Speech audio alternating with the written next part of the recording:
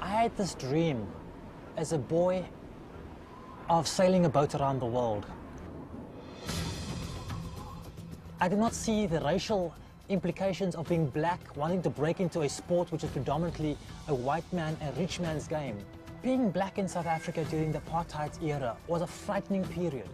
But I wanted to sail so badly, I would not take a no.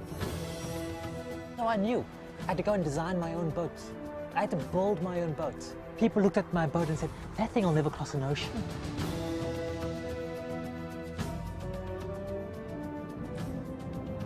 I was approaching hurricane strength winds. I would hold my breath, and sometimes I couldn't hold my breath long enough. I fought to the very, very end. 2 days later, I saw Cape Horn. I could not believe that I had actually just achieved it. I had just sailed around the world. I was a child with a dream. I was a boy who tried the dream. I have now become a man who has succeeded at the dream, and you are part of my success. I want to say thank you very much.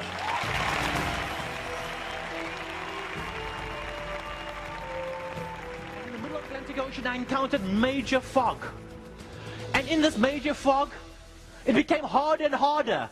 And in the middle of this fog, I get hit by a Russian freighter. Here I am with a huge hole in my boat. US Coast Guard says, abandon the boat.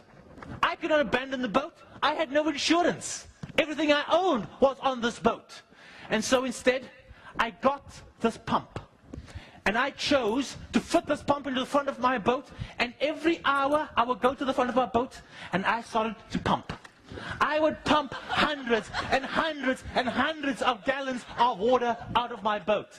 Then I'd trim my sails and point towards the nearest land, but does the water stop coming in? No. And so I'd go back and pump again. I'd pump for 15 to 20 minutes. Go and fix the meal, come back and pump. I did this 15 to 20 minutes every day, 24 times a day. I did this for 15 days. I like to do this for 15 days. Is this not hard work?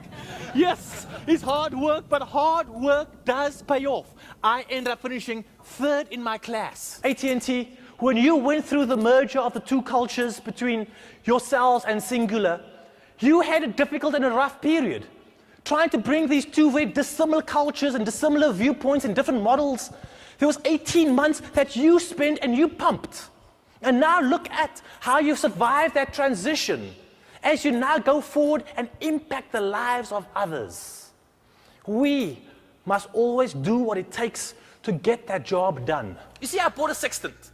This is the same thing that people like Ernest Shackleton and Magellan had used to find their way across the oceans over the last 500-600 years. And I ended up buying a book called Celestial Navigation for Yachtsmen. Now, don't ask me where I was for the first 7 to 10 days. I was lost. I was busy reading this book, trying to figure out how to use this device. In reality, we all have questions. Things will always change. You want to know what's going on in this market. Well, we can look at all the numbers and we can look at all the noise, but we must look internally into ourselves. We must look and say, where do we want to be positioned? We know where we are today. We know where we want to get to be tomorrow. How shall we navigate our ways through all kinds of conditions, the good and the bad, the headwinds and the following winds, the big seas and the calm seas? We will decide for ourselves, not by the market, but by what is driven within ourselves to get there. But life always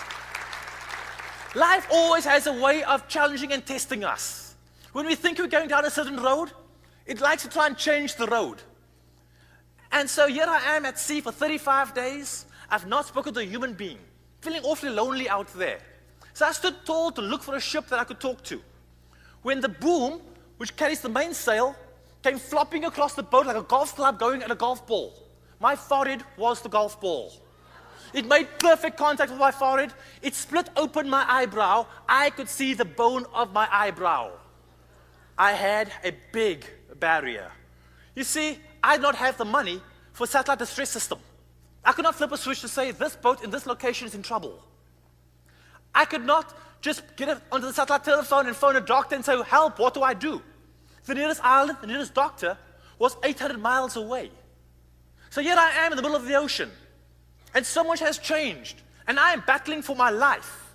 If I don't stop the bleeding, I shall die. So I got a sailing needle. Yes, a sailing needle and sailing twine. Could you stitch your forehead back together with this needle and sailing twine? Could you? Nope, nor could I. So we had a barrier, a huge barrier. And then I started remembering in science, if you have a bleeding wound and you apply pressure to the wound, the bleeding will stop.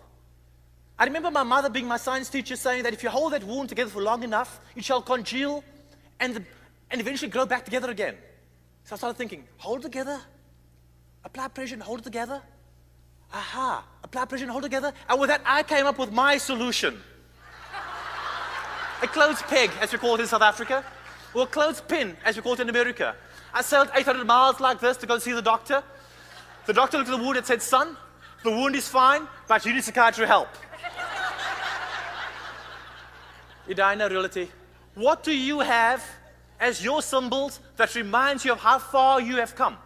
You have lived through the biggest bull market, and now you are living in a period of a down market. We must find the symbols that give us the inspiration to get up each and every day to keep going. We must follow those passions. For many of you, you love this business. This is your entire life. For some, it's just a job. If you don't have passion, go and do something else.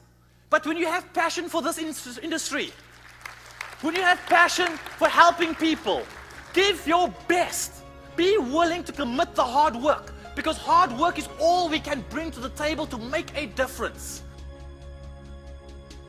What is next?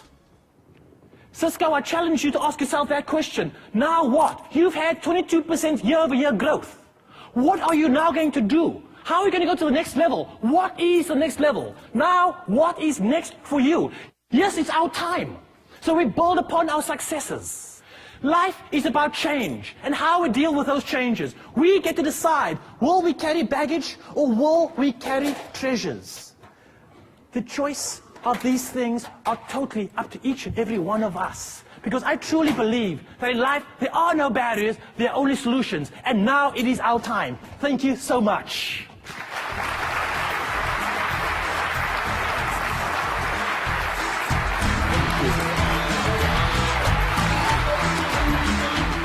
Edina, reality. IBM, AT&T, what is next? Cisco, I challenge you to ask yourself that question as you now go forward and impact the lives of others.